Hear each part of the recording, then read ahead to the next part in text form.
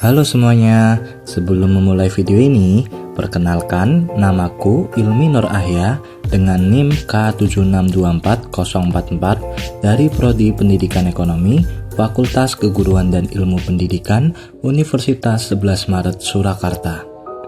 Pada video kali ini, aku akan membahas tentang materi perpotongan Keynesian atau Keynesian Cross pada mata kuliah Ekonomi Makro Lanjut. Apa sih Keynesian Cross itu? Jadi, Keynesian Cross adalah interpretasi sederhana dari teori Keynes yang mengangkat tentang bagaimana level pendapatan nasional ditentukan. Menurut Keynes, pendapatan nasional sangat bergantung pada total pengeluaran.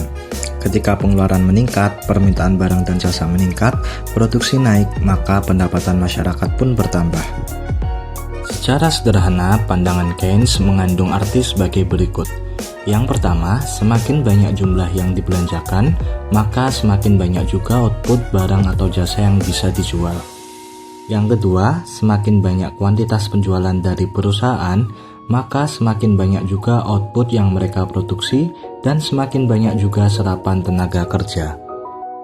Dalam perekonomian tertutup, total pengeluaran direncanakan disebut E, yang terdiri dari konsumsi, investasi, serta pengeluaran pemerintah.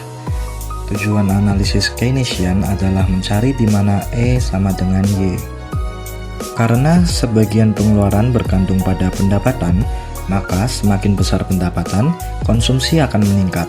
Kemiringan kurva pengeluaran yang direncanakan sama dengan MPC atau Marginal Propensity to Consume.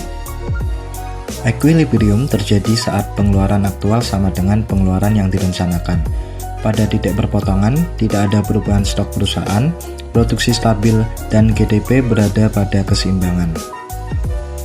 Jika pengeluaran aktual lebih besar dari yang direncanakan, perusahaan kekurangan barang sehingga mereka meningkatkan produksi. Sebaliknya, jika pengeluaran aktual lebih kecil, stok barang menumpuk, produksi dikurangi sehingga tercapai equilibrium kembali. Kenaikan pengeluaran pemerintah dapat meningkatkan pengeluaran yang direncanakan untuk seluruh tingkat pendapatan, sehingga mendorong pendapatan nasional naik. Efek pengganda atau multiplier membuat pendapatan naik lebih besar dari delta G. Selain pengeluaran pemerintah, suku bunga juga berperan. Ketika suku bunga naik, investasi turun sehingga pengeluaran total menurun dan akhirnya pendapatan turun. Hubungan negatif antara suku bunga dan pendapatan inilah yang dirangkum dalam kurva IS. Kesimpulannya, teori Keynes memberikan alat penting untuk memahami bagaimana pengeluaran mempengaruhi perekonomian. Dalam kondisi tidak seimbang, pasar akan menyesuaikan melalui perubahan stok, produksi, dan pendapatan. Kurva IS membantu kita melihat peran suku bunga dalam keseimbangan pasar barang. Semoga ilmu yang saya sampaikan dapat bermanfaat. Belajar ekonomi makro, belajar jadi lebih mudah. Sampai jumpa di video selanjutnya.